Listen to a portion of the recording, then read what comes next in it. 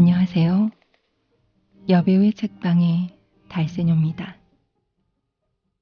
오늘 달세뇨가 읽어드릴 책은 한국의 작가 주요섭이 쓴 사랑손님과 어머니입니다. 1935년 조강에 발표된 사랑손님과 어머니는 과부가 된 어머니와 사랑에 하숙하게 된 젊은 교사 사이에 발생한 미묘한 애정을 아이의 눈으로 섬세하게 바라본 작품으로 작가 주요섭의 대표작입니다. 그럼 달세뇨가 읽어드리는 사랑손님과 어머니 시작하겠습니다. 나는 금년 6살 난 처녀입니다. 내 이름은 박옥희고요. 우리 집 식구라고는 세상에서 제일 예쁜 우리 어머니와 단 2식구뿐이랍니다. 아차, 큰일 났군. 외삼촌을 빼놓을 뻔했으니. 지금 중학교에 다니는 외삼촌은 어디를 그렇게 싸돌아 다니는지 집에는 끼니때 외에는 별로 붙어있지를 않아서 어떤 때는 한 줄씩 가도 외삼촌 콧배기는 못 보는 때가 많으니까요. 깜빡 잊어버리기도 예사죠 뭘. 우리 어머니는 그야말로 세상에서 둘도 없이 곱게 생긴 우리 어머니는 금년 나이 24살인데 과부랍니다. 과부가 무엇인지 난 잘 몰라도 하여튼 동네 사람들이 날더러 과부 딸이라고들 부르니까 우리 어머니가 과부인 줄을 알죠. 남들은 다 아버지가 있는데 나만은 아버지가 없죠. 아버지가 없다고 아마 과부 딸이라나 봐요. 외할머니 말씀을 들으면 우리 아버지는 내가 이 세상에 나오기 한 달 전에 돌아가셨대요. 우리 어머니하고 결혼한 지는 1년 만이고요. 우리 아버지의 본집은 어디 멀리 있는데 마침 이 동네 학교에 교사로 오게 되었기 때문에 결혼 후에도 우리 어머니는 시집으로 가지 않고 여기 이 집을 사고 바로 이 집은 우리 외할머니 댁 옆집이죠. 여기서 살다가 1년이 못 되어 갑자기 돌아가셨대요. 내가 세상에 나오기도 전에 아버지는 돌아가셨다니까 난 아버지 얼굴도 못 배웠죠. 그러기에 아무리 생각해봐도 아버지 생각은 안 나요. 아버지 사진이라는 사진은 나도 한두 번 봤죠. 참말로 훌륭한 얼굴이야요.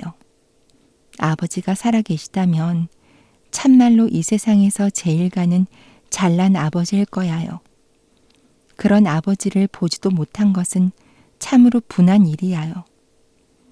그 사진도 본 지가 폭 오래되었는데 이전에는 그 사진을 늘 어머니가 책상 위에 놔두시더니 외할머니가 오시면 오실 때마다 그 사진을 치우라고 늘 말씀하셨는데 지금은 그 사진이 어디 있는지 없어졌어요.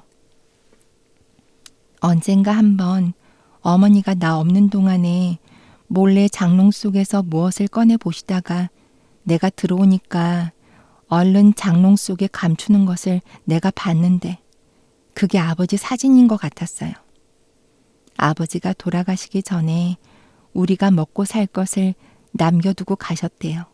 작년 여름에, 아니로군 가을이 다 되어서군요. 하루는 어머니를 따라서 여기서 한 10리나 가서 조그만 산이 있는 데를 가서 밤도 따먹고 또 그 산 밑에 초가집에 가서 닭고기국을 먹고 왔는데 거기 있는 땅이 우리 땅이래요. 거기서 나는 추수로 밥이나 굶지 않게 된다고요. 그래도 반찬 사고 과자 사고 할 돈은 없대요.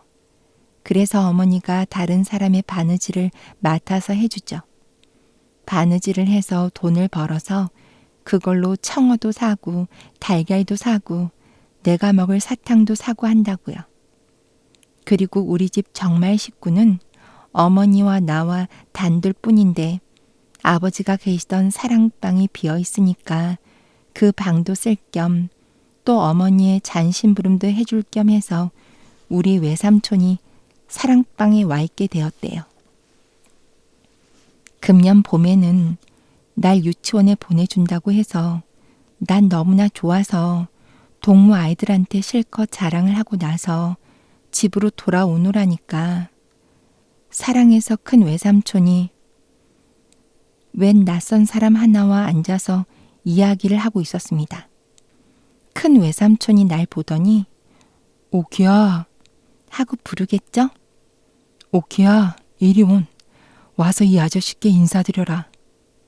난 어째 부끄러워서 비슬비슬하니까 그 낯선 손님이 그 얘기 참 곱다. 자네 조카 딸인가? 하고 큰 외삼촌더러 묻겠죠. 그러니까 큰 외삼촌은 내 누이의 딸. 경성군의 유복녀 외딸일세. 하고 대답합니다. 오키야 이리 온. 그 눈은 꼭 아버지를 닮았네 그려. 하고 낯선 손님이 말합니다. 자 오키야, 거단 처녀가 왜 저 모양이야. 어서 와서 이 아저씨께 인사해. 너희 아버지의 옛날 친구신데 오늘부터 이 사랑에 계실 텐데 인사 여쭙고 친해 두어야지. 난 이 낯선 손님이 사랑에 계시게 된다는 말을 듣고 갑자기 즐거워졌습니다. 그래서 그 아저씨 앞에 가서 사부시 절을 하고는 그만 앞마당으로 뛰어 들어왔죠. 그 낯선 아저씨와 큰 외삼촌은 소리를 내서 크게 웃더군요. 난 안방으로 들어오는 나름으로 어머니를 붙들고 엄마, 사랑방에 큰 외삼촌이 아저씨를 하나 데리고 왔는데 그 아저씨가 이제 사랑에 있는데 하고 법석을 하니까 그래 하고 어머니는 벌써 안다는 듯이 대수롭지 않게 대답을 하더군요. 그래서 나는 언제부터 와 있나? 하고 물으니까 오늘부터. 애구 좋아. 하고 내가 손뼉을 치니까 어머니는 내 손을 꼭 붙잡으면서 왜 이리 수선이야? 그럼 작은 외삼촌은 어디로 가나? 외삼촌도 사랑에 계시지. 그럼 둘이 있나? 한 방에 둘이 있어? 왜? 장지문 닫고 외삼촌은 아랫방에 계시고 그 아저씨는 윗방에 계시고 그러지. 난 그 아저씨가 어떠한 사람인지는 몰랐으나 첫날부터 내게는 퍽 고맙게 굴고 나도 그 아저씨가 꼭 마음에 들었어요. 어른들이 저희끼리 말하는 걸 들으니까 그 아저씨는 돌아가신 우리 아버지와 어렸을 적 친구라고요. 어디 먼 데 가서 공부를 하다가 요새 돌아왔는데 우리 동리 학교 교사로 오게 되었대요. 또 우리 큰 외삼촌과도 동무인데 이 동리에는 하숙도 별로 깨끗한 곳이 없고 해서 우리 사랑으로 와 계시게 되었다고요. 또 우리도 그 아저씨한테서 밥값을 받으면 살림의 보탬도 좀 되고 한다고요. 그 아저씨는 그림책들을 얼마든지 가지고 있어요. 내가 사랑방으로 나가면 그 아저씨는 나를 무릎에 앉히고 그림책들을 보여줍니다. 또 가끔 과자도 주고요. 어느 날은 점심을 먹고 이내 살그머니 사랑에 나가보니까 아저씨는 그때야 점심을 잡수셔요. 그래 가만히 앉아서 점심 잡수는 걸 구경하고 있노라니까 아저씨가 오키는 어떤 반찬을 제일 좋아하누? 하고 묻겠죠. 그래 삶은 달걀을 좋아한다고 했더니 마침 상에 놓인 삶은 달걀을 하나를 집어주면서 나더러 먹으라고 합니다. 나는 그 달걀을 벗겨 먹으면서 아저씨는 무슨 반찬이 제일 맛나오? 하고 물으니까 한참이나 빙그레 웃고 있더니 나도 삶은 달걀 하겠죠. 난 좋아서 손뼉을 짤깍짤깍 치고 나와 같네. 그럼 가서 어머니한테 알려야지 하면서 일어서니까 아저씨가 꼭 붙들면서 그러지 마로 그러시겠죠. 그래도 나는 한번 맘을 먹은 다음엔 꼭 그대로 하고야 마는 성미죠. 그래 앞마당으로 뛰어 들어가면서 엄마, 엄마, 사랑 아저씨도 나처럼 삶은 달걀을 제일 좋아하신대 하고 소리를 질렀죠. 떠들지 말어 하고 어머니는 눈을 흘기십니다. 그러나 사랑 아저씨가 달걀을 좋아하는 것이 내게는 썩 좋게 되었어요. 그것은 그 다음부터는 어머니가 달걀을 많이씩 사게 되었으니까요. 달걀 장수 노친네가 오면 한꺼번에 10알도 사고 20알도 사고 그래선 두고두고 삶아서 아저씨 상에도 놓고 또 을에 놔도 하나씩 주고 그래요. 그뿐만 아니라 아저씨한테 놀러 나가면 가끔 아저씨가 책상 서랍 속에서 달걀을 한두 알 꺼내서 먹으라고 주죠. 그래 그 다음부터는 난 아주 실컷 달걀을 많이 먹었어요. 난 아저씨가 매우 좋았지만은 외삼촌은 가끔 툴툴하는 때가 있었어요. 아마 아저씨가 마음에 안 드나 봐요. 아니 그것보다도 아저씨 상 심부름을 꼭 외삼촌이 하게 되니까 그게 싫어서 그러나 봐요. 한 번은 어머니와 외삼촌이 말다툼하는 것까지 내가 들었어요. 어머니가 야, 또 어디 나가지 말고 사랑에 있다가 선생님 들어오시거든 상 내가야지 하고 말씀하시니까 외삼촌은 얼굴이 찡그리면서 제길 남 어디 좀 볼 일이 있는 날은 의뢰 끼니 때 안 들어오고 늦어지니 하고 툴툴하겠죠. 그러니까 어머니는 그러니 어쩌겠니. 너밖에 사랑 출입할 사람이 어디 있니? 누님이 좀 상 들고 나가구려. 요새 세상에 내외합니까? 어머님 갑자기 얼굴이 빨개지시고 아무 대답도 없이 그냥 외삼촌에게 향하여 눈을 흘기셨습니다. 그러니까 외삼촌은 흥흥 웃으면서 사랑으로 나갔죠. 나는 유치원에 가서 창가도 배우고 댄스도 배우고 했습니다. 유치원 여자 선생님이 풍금을 아주 썩 잘 타요. 그런데 우리 유치원에 있는 풍금은 우리 예배당에 있는 풍금과는 아주 다른데 퍽 조그마한 것이지만은 소리는 썩 좋아요. 그런데 우리 집 윗간에도 유치원 풍금과 꽃같이 생긴 게 놓여 있는 게 갑자기 생각이 났어요. 그래 그날 나는 집으로 오는 길로 어머니를 끌고 윗간으로 가서 엄마 이거 풍금 아니요? 하고 물으니까 어머님 빙그레 웃으시면서 그렇단다. 그건 어찌 알았니? 우리 유치원에 있는 풍금이 이것과 꼭 같은데 뭘. 그럼 엄마도 풍금 탈 줄 아오? 하고 난 다시 물었습니다. 그것은 내가 이때껏 한 번도 어머니가 이 풍금 앞에 앉은 것을 본 일이 없기 때문입니다. 어머니는 아무 대답도 아니하십니다. 엄마, 이 풍금 좀 타봐. 하고 재촉하니까 어머니 얼굴은 약간 흐려지면서 그 풍금은 너희 아버지가 날 사다 주신 거란다. 너희 아버지가 돌아가신 후에는 이 풍금은 이때까지 뚜껑도 한번 안 열어봤어. 이렇게 말씀하시는 어머니 얼굴을 보니까 금방 또 울음보가 터질 것만 같이 보여서 나는 그만 엄마 나 사탕 줘 하면서 아랫방으로 끌고 내려왔습니다. 아저씨가 사랑방에 와 계신 지 벌써 여러 밤을 잔 뒤입니다. 아마 한 달이나 되었죠. 난 거의 매일 아저씨 방에 놀러 갔습니다. 어머니는 나더러 그렇게 가서 귀찮게 굴면 못 쓴다고 가끔 꾸지람을 하시지만 정말인즉 나는 조금도 아저씨를 귀찮게 굴지는 않았습니다. 도리어 아저씨가 날 귀찮게 굴었죠. 오키누는 아버지를 닮았다. 고 고운 코는 아마 어머니를 닮았지? 고 입하고, 응? 그러냐 안 그러냐? 어머니도 오키처럼 곱지? 응? 이렇게 여러 가지로 물을 적도 있었습니다. 그래서 나는 아저씨, 입대 우리 엄마 못 봤슈? 하고 물었더니 아저씨는 잠잠합니다. 그래 나는 우리 엄마 보러 들어갈까?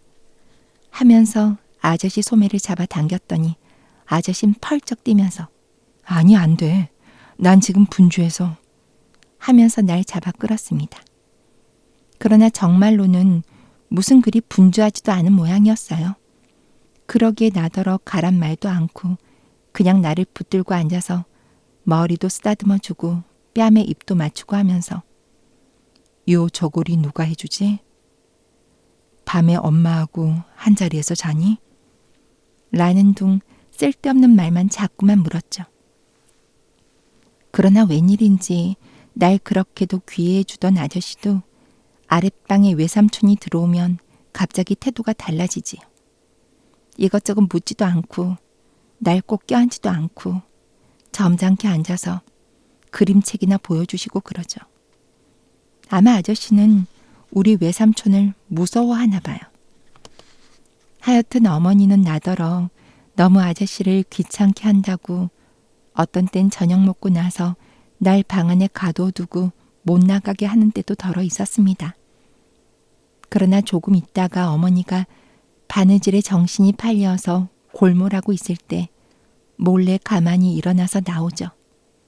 그런 때에는 어머니는 내가 문 여는 소리를 듣고서야 퍼뜩 정신을 차려서 쫓아와 날 붙들죠. 그러나 그런 때는 어머니는 골은 아니내시고 이리 와서 머리 빗고 하고 끌어다가 머리를 다시 곱게 따주시죠. 머리를 곱게 닦고 가야지. 그렇게 되는 대로 하고 가면 아저씨가 숭보시지 않니? 하시면서 또 어떤 때는 머리를 다 따주시고는 저고리가 이게 뭐냐? 하시면서 새 저고리를 내어주시는 때도 있었습니다. 어떤 토요일 오후였습니다. 아저씨는 나더러 뒷동산에 올라가자고 하셨습니다. 난 너무나 좋아서 가자고 그러니까 아저씨가 들어가서 어머니께 허락 받고 온 하십니다. 참 그렇습니다.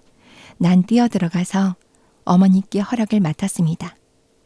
어머니는 내 얼굴을 다시 세수시켜주고 머리도 다시 닦고 그러고 나서는 나를 아스러지도록 한번 몹시 껴안았다가 놓아주었습니다.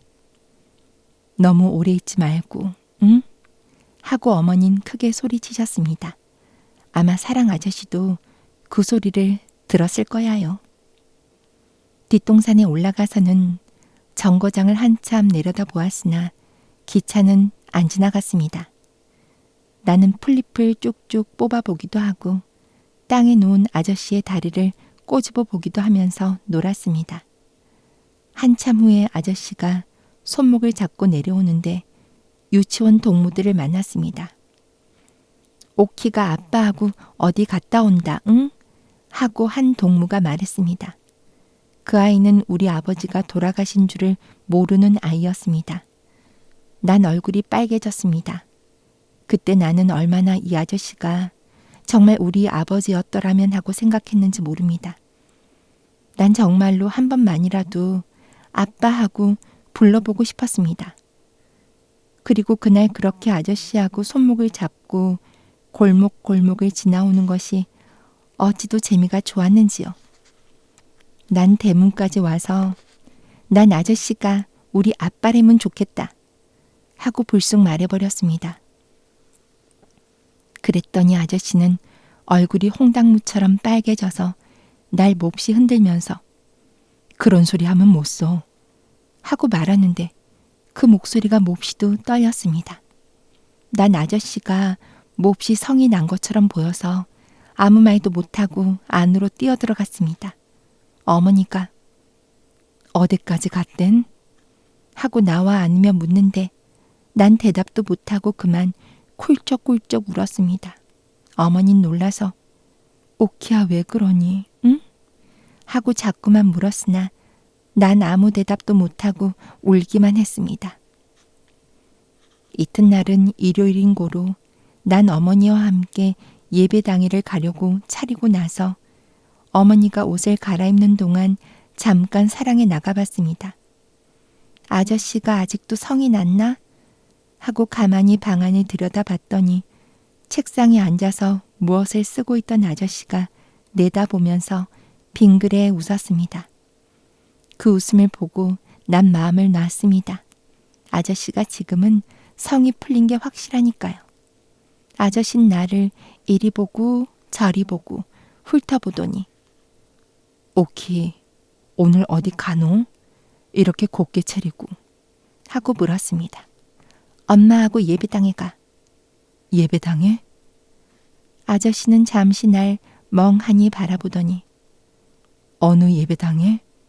하고 물었습니다. 요 앞에 예배당에 가지 뭐. 응? 요 앞이라니. 이때 안에서 오키야? 하고 부드럽게 부르는 어머니 목소리가 들렸습니다. 난 얼른 안으로 뛰어 들어오면서 돌아다 보니까 아저씨는 또 얼굴이 빨갛게 성이 났겠죠.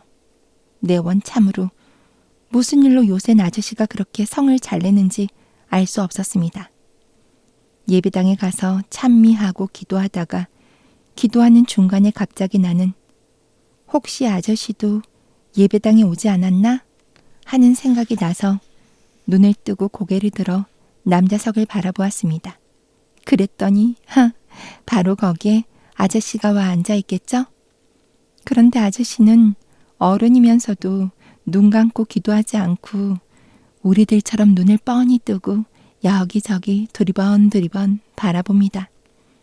난 얼른 아저씨를 알아봤는데 아저씨 날 못 알아봤는지 내가 방그레 웃어 보여도 웃지도 않고 멀거니 보고만 있겠죠. 그래서 나는 손을 흔들었죠. 그러니까 아저씨는 얼른 고개를 숙이고 말더군요. 그때 어머니가 내가 팔 흔드는 것을 깨닫고 두 손으로 나를 붙들어 끌어당기더군요.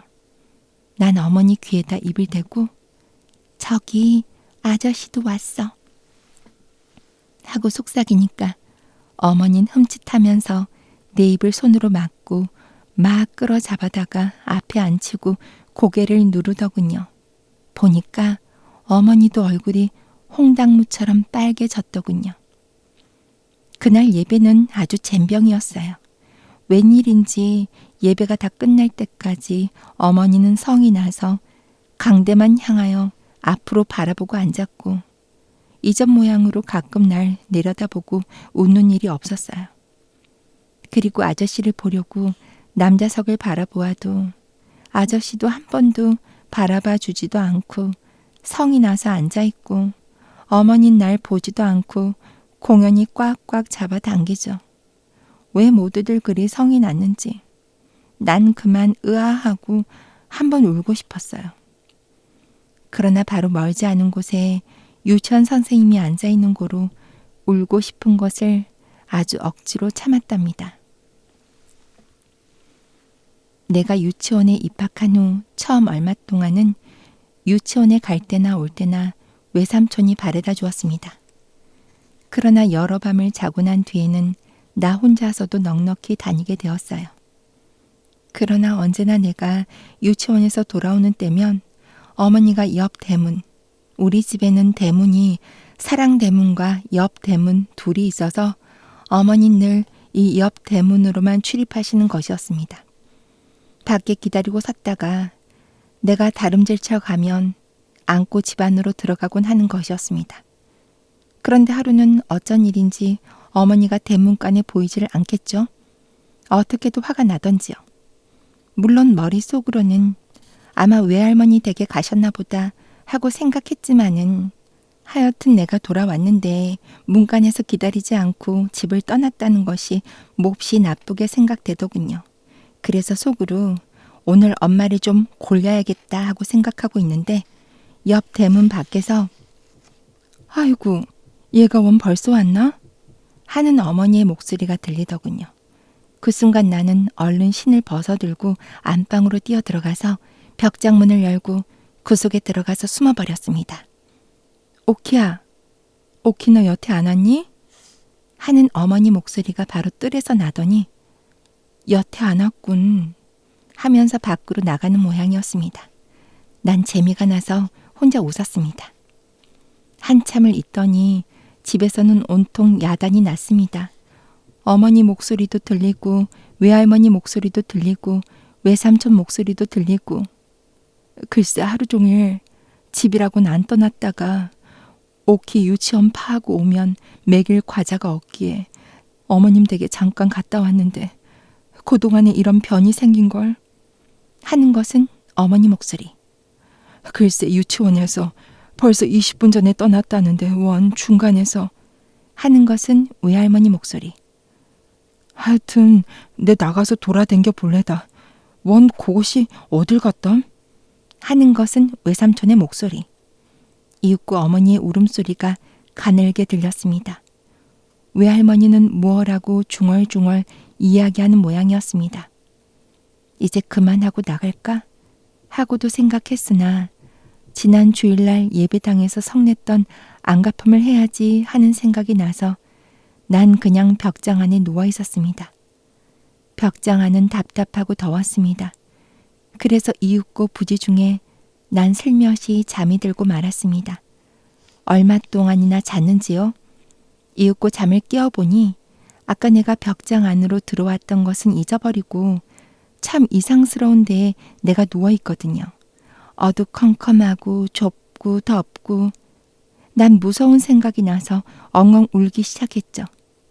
그러자 갑자기 어디 가까운 데서 어머니의 외마디 소리가 나더니 벽장문이 벌컥 열리고 어머니가 달려들어서 날 안아내렸습니다. 요 망할 거사. 하면서 어머니는 내 엉덩이를 대번 때렸습니다. 난 더욱더 큰 소리를 내서 울었습니다.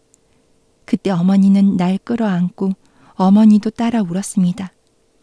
오키야, 이제 괜찮다. 엄마 여기 있지 않니? 울지 마, 오키야. 엄만 오키 하나면 그뿐이다. 오키 하나만 바라고 산다. 난 너 하나면 그뿐이야. 세상 다 일 없다. 오키만 있으면 바라고 산다. 오키야, 울지 마. 응? 울지 마. 이렇게 어머니는 나더러 자꾸 울지 말라고 하면서도 어머니는 그치지 않고 자꾸 울었습니다. 외할머니는 원 그것이 도깨비가 들렸단 말인가. 벽장 속엔 왜 숨는담? 하고 앉아있고 외삼촌은 에이 재수 매유다 하면서 밖으로 나갔습니다. 이튿날 유치원을 파하고 집으로 오게 된 때 난 갑자기 어제 벽장 속에 숨었다가 어머니를 몹시 울게 했던 생각이 나서 집으로 돌아가기가 어째 부끄러워졌습니다. 오늘은 어머니를 좀 기쁘게 해드려야 할 텐데 무엇을 갖다 드리면 기뻐할까 하고 생각했습니다. 그러자 문득 유치원 안에 선생님 책상 위에 놓여있던 꽃병 생각이 났습니다. 그 꽃병에는 나는 이름도 모르나 곱고 빨간 꽃이 꽂혀 있었습니다. 그 꽃은 개나리도 아니고 진달래도 아니었습니다. 그런 꽃은 나도 잘 알고 있고 또 그런 꽃은 벌써 피었다가 져버린 후였습니다. 무슨 서양 꽃이려니 하고 난 생각했습니다. 난 우리 어머니가 꽃을 사랑하는 줄을 잘 압니다. 그래서 그 꽃을 갖다가 드리면 어머니가 몹시 기뻐하려니 하고 생각했습니다. 그래서 나는 도로 유치원 방 안으로 들어갔습니다. 마침 방 안에는 아무도 없었습니다. 선생님도 잠깐 어디를 가셨는지 보이지 않았습니다. 그래 나는 그 꽃을 두억에 얼른 빼들고 다름질쳐 나왔죠. 집에 오니 어머니는 문간에서 기다리고 있다가 나를 안고 들어왔습니다. 그 꽃은 어디서 났니? 퍽 곱구나 하고 어머니가 말씀하셨습니다. 그러나 난 갑자기 말문이 막혔습니다.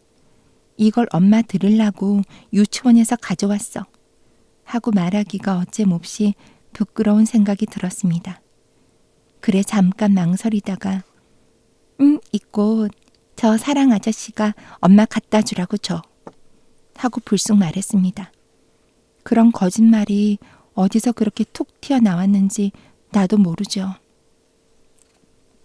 꽃을 들고 냄새를 맡고 있던 어머니는 내 말이 끝나기가 무섭게 무엇에 몹시 놀란 사람처럼 화다닥 하였습니다.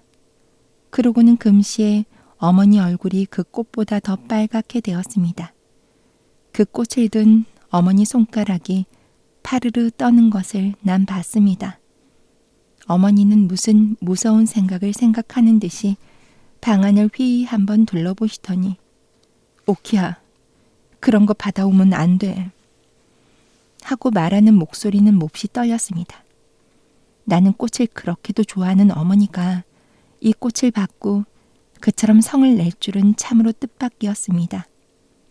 어머니가 그렇게도 성을 내는 것을 보니까 그 꽃을 내가 가져왔다고 그러지 않고 아저씨가 주더라고 거짓말을 한 것이 참 잘 되었다고 난 속으로 생각했습니다. 어머니가 성을 내는 까닭을 난 모르지만 하여튼 성을 낼 바에는 내게 내는 것보다 아저씨에게 내는 게 내겐 나았기 때문입니다. 한참 있더니 어머닌 날 방 안으로 데리고 들어와서 오키야, 너 이 꽃 이야기 아무 보고도 하지 말아라. 응? 하고 탈러 주었습니다. 나는 응 하고 대답하면서 고개를 여러 번 까닥까닥 했습니다. 어머니가 그 꽃을 곧 내버릴 줄로 난 생각했습니다마는 내버리지 않고 꽃병에 꽂아서 풍금 위에 놔두었습니다. 아마 퍽 여러 밤 자도록 그 꽃은 거기 놓여 있어서 마지막엔 시들었습니다. 꽃이 다 시들자 어머님 가위로 그 대는 잘라버리고 꽃만은 찬송가 책갈피에 곱게 끼워두었습니다. 내가 어머니께 꽃을 갖다 주던 날 밤에 나는 또 사랑에 놀러 나가서 아저씨 무릎에 앉아서 그림책을 보고 있었습니다. 갑자기 아저씨 몸이 흠칫했습니다. 그러고는 귀를 기울입니다. 나도 귀를 기울였습니다. 풍금 소리.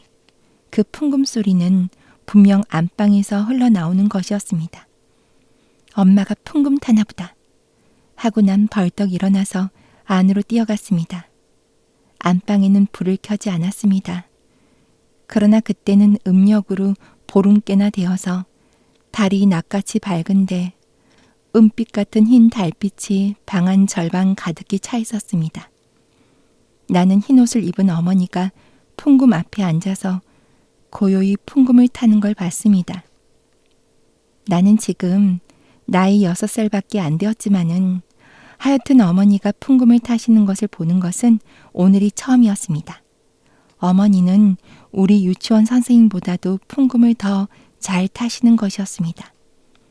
난 어머니 곁으로 갔습니다마는 어머니는 내가 곁에 온 것도 깨닫지 못하는지 그냥 까딱 아니하고 앉아서 풍금을 탔습니다.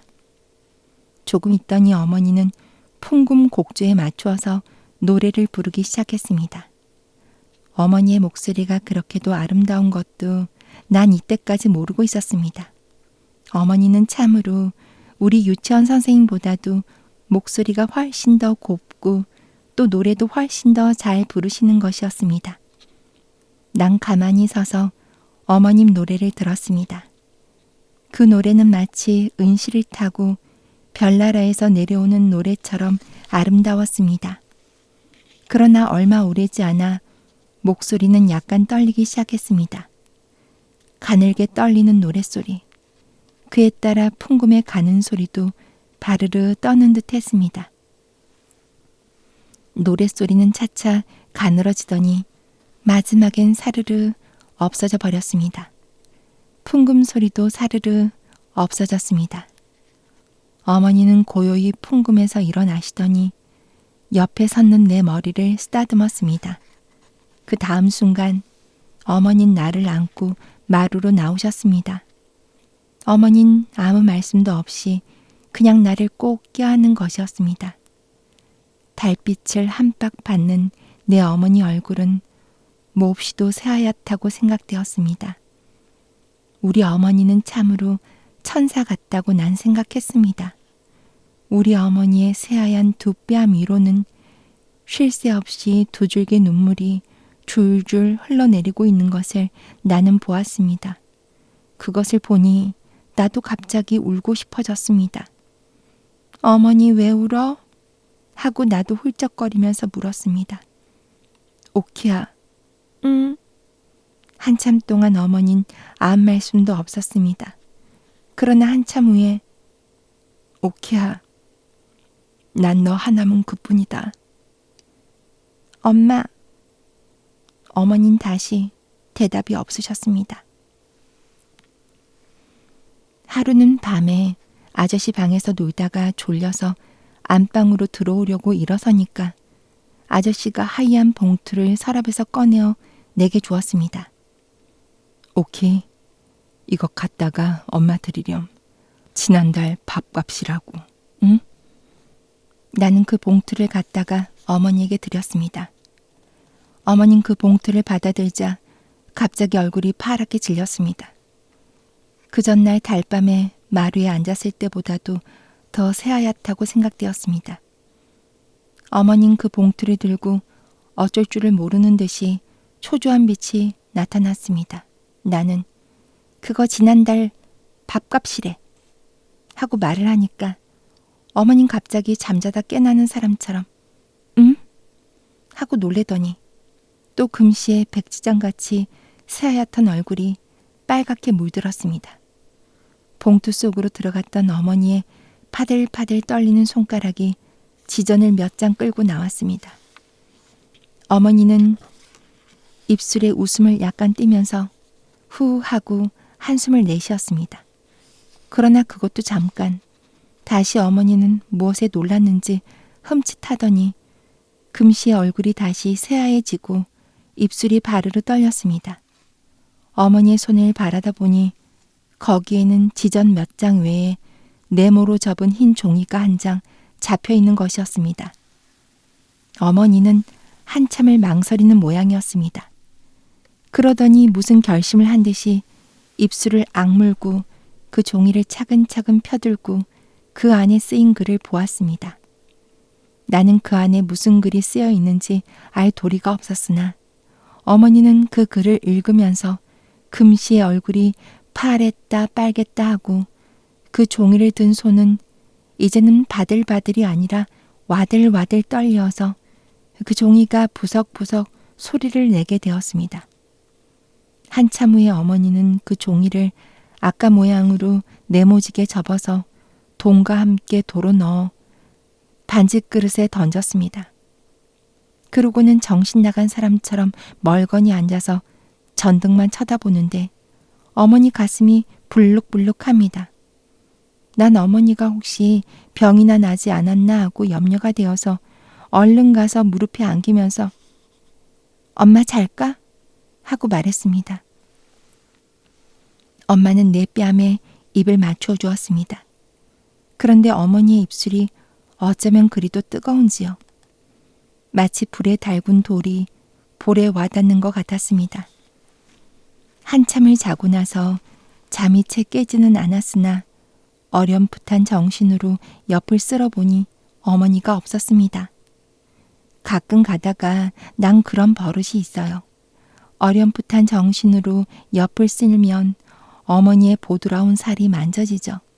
그러면 다시 나는 잠이 들어버리곤 하는 것이었습니다. 어머니가 자리에 없다는 것을 알게 되자 난 갑자기 무서워졌습니다.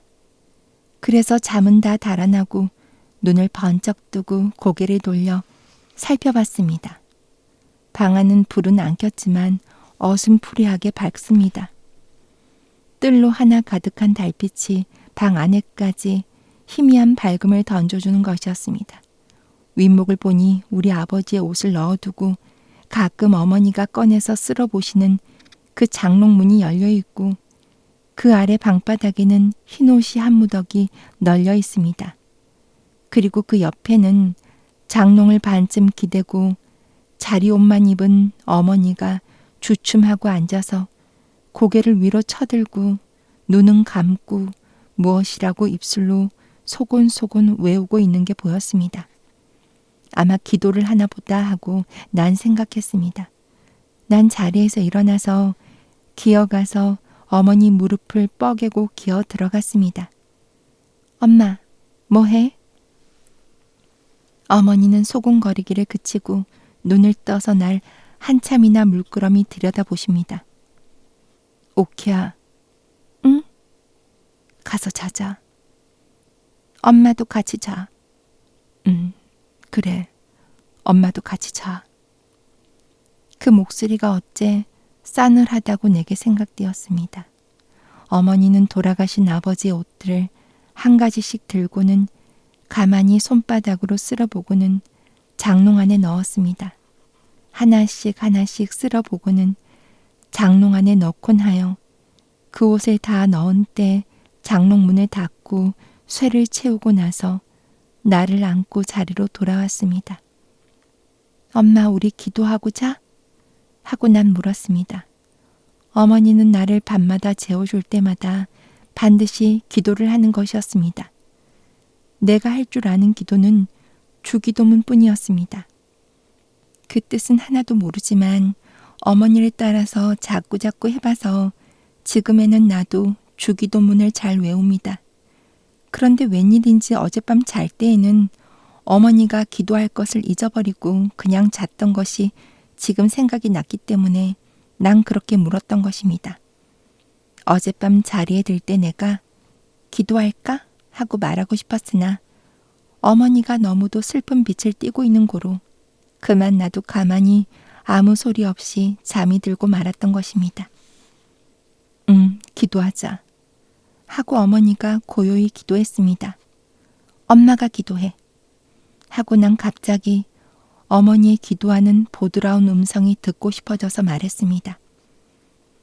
하늘에 계신 우리 아버지시여. 어머니는 고요히 기도를 시작했습니다. 이름을 거룩하게 하옵시며 나라에 임하옵시며 뜻이 하늘에서 이루어진 것처럼 땅에서도 이루어지이다. 오늘날 우리에게 일용할 양식을 주옵시고 우리가 우리에게 죄 지은 자를 용서하여 준 것처럼 우리 죄를 사하여 주옵시고 우리를 시험에 들지 말게 하옵시고 우리를 시험에 들지 말게 하옵시고 시험에 들지 말게 시험에 들지 말게. 이렇게 어머니는 자꾸 되풀이했습니다. 나도 지금은 막히지 않고 줄줄 외는 주기도문을 글쎄 어머니가 막히다니 참으로 우스운 일이었습니다. 시험에 들지 말게. 시험에 들지 말게. 하고 자꾸만 되풀이하는 것을 나는 참다 못해서 엄마, 내 마저 할게. 하고 다만 악에서 구하옵소서.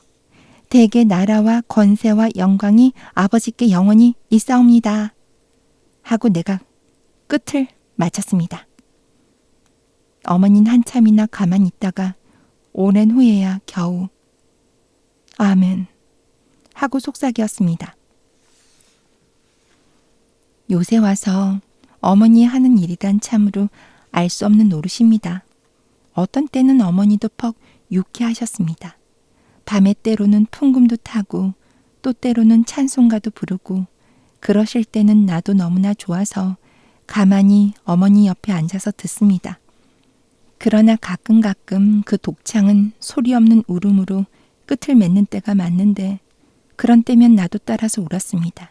그런데 어머니는 날 안고 내 얼굴에 돌아가면서 무수히 입을 맞추어 주면서 엄만 오키 하나면 그뿐이야. 하시면서 언제까지나 우시는 것이었습니다. 어떤 일요일날 그것은 유치원 방학하고 난 그 이튿날이었어요. 그날 어머님 갑자기 머리가 아프시다고 예배당회를 그만두었습니다. 사랑에서는 아저씨도 어디 나가고 외삼촌도 나가고 집에는 어머니와 나와 단둘이 있었는데 머리가 아프다고 누워 계시던 어머니가 날 부르시더니 오키야, 너 아빠가 보고 싶니? 하고 물으십니다. 우리도 아빠 하나 있으면 하고 난 혀를 까불리고 어리광을 좀 부려가면서 대답을 했습니다. 한참 동안을 어머닌 아무 말씀도 아니하시고 천장만 바라다 보시더니 오키야, 오키 아버지는 오키가 세상에 나오기도 전에 돌아가셨단다. 오키도 아빠가 없는 건 아니지. 그저 일찍 돌아가셨지. 오키가 이제 아버지를 새로 가지면 세상이 욕을 한단다. 오키는 아직 철이 없어서 모르지만 세상이 욕을 한단다. 사람들이 욕을 해. 오키 어머니는 환양년이다. 이러고 세상이 욕을 해. 오키 아버지는 죽었는데 오키는 아버지가 또 하나 생겼대. 참 망측도 하지. 이러고 세상이 욕을 한단다. 그리 되면 오키는 언제나 손가락질을 받고, 오키는 커도 시집도 훌륭한데 못 가고, 오키가 공부를 해서 훌륭하게 돼도 그까짓 환양년의 딸, 이러고 남들이 욕을 한단다. 이렇게 어머니는 혼잣말 하시듯 드문드문 말씀하셨습니다. 그러고는 한참 있더니 오키야 하고 또 부르십니다. 응? 오키는 언제나 내 곁을 안 떠나지? 오키는 언제나 엄마하고 같이 살지? 오키는 엄마가 늙어서 꼬부랑 할미가 되어도 그래도 오키는 엄마하고 살지? 오키가 유치원 졸업하고 또 소학교 졸업하고 또 중학교 졸업하고 또 대학교 졸업하고 오키가 조선서 제일 훌륭한 사람이 돼도 그래도 오키는 엄마하고 같이 살지. 응? 오키는 엄마를 얼만큼 사랑하니? 이만큼 하고 나는 두 팔을 쫙 벌려서 보였습니다. 얼만큼? 그만큼? 언제나? 오키는 엄마만 사랑하지? 그리고 공부도 잘하고 그리고 훌륭한 사람이 되고. 나는 어머니의 목소리가 떨리는 것으로 보아 어머니가 또 울까봐 겁이 나서 엄마 이만큼 하면서 두 팔을 쫙쫙 벌렸습니다. 어머니는 울지 않으셨습니다. 그래. 오키 엄마는 오키 하나면 그뿐이야. 세상 다른 건 다 소용없어. 오키 하나면 그만이야. 그렇지 오키야? 어머니는 날 당겨서 꼭 껴안고 내 가슴이 막혀 들어올 때까지 자꾸만 껴안아 주었습니다. 그날 밤 저녁밥 먹고 나니까 어머니는 나를 불러 앉히고 머리를 새로 빗겨주었습니다. 댕기도 새 댕기로 들여주고 바지, 저고리, 치마 모두 새 것을 꺼내 입혀주었습니다. 엄마 어디 가? 하고 물으니까 아니 하고 웃음을 띠면서 대답합니다. 그러더니 풍금 옆에서 새로 달인 하얀 손수건을 내려 내 손에 쥐어주면서 이 손수건 저 사랑 아저씨 손수건인데 이것 아저씨 갖다 드리고 와. 응? 오래 있지 말고 손수건만 갖다 드리고 이내 와. 응? 하고 말씀하셨습니다.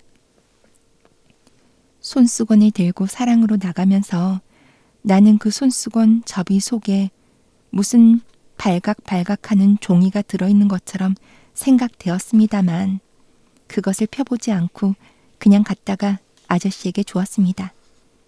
아저씨는 방에 누워있다가 벌떡 일어나서 손수건을 봤는데 웬일인지 아저씨는 이전처럼 나보고 빙그레 웃지도 않고 얼굴이 몹시 파래졌습니다. 그러고는 입술을 질근질근 깨물면서 말 한마디 아니하고 그 수건을 봤더군요. 난 어째 이상한 기분이 들어서 아저씨 방에 들어가 앉지도 못하고 그냥 되돌아서 안방으로 돌아왔죠. 어머니는 풍금 앞에 앉아서 무엇을 생각하는지 가만히 있더군요. 나는 풍금 옆으로 가서 가만히 그 옆에 앉아 있었습니다. 이윽고 어머니는 조용히 풍금을 타십니다. 무슨 곡조인진 몰라도 어찌 구슬프고 고즈넉한 곡조야요. 밤이 늦도록 어머니는 풍금을 타셨습니다.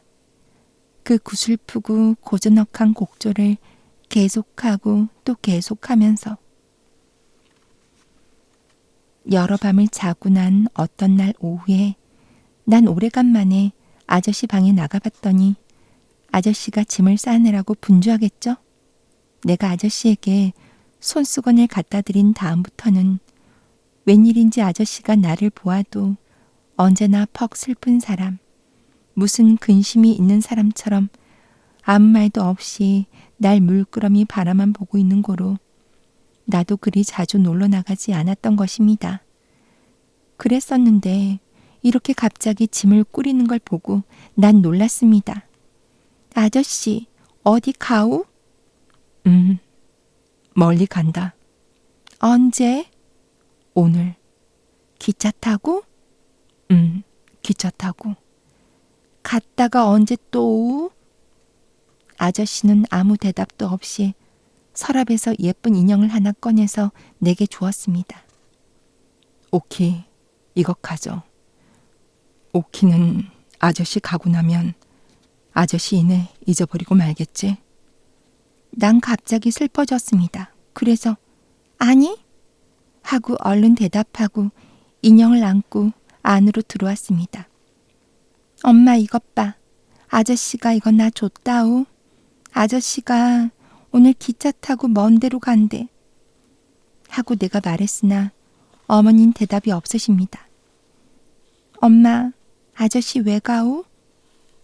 학교 방학했으니까 가지. 어디로 가오? 아저씨 집으로 가지. 어디로 가? 갔다가 또 오우? 어머니는 대답이 없으십니다. 난 아저씨 가는 거 나쁘다. 하고 입을 쫑긋했으나 어머니는 그 말에 대답 않고 오키야, 벽장에 가서 달걀 몇 알 남았나 봐라. 하고 말씀하셨습니다.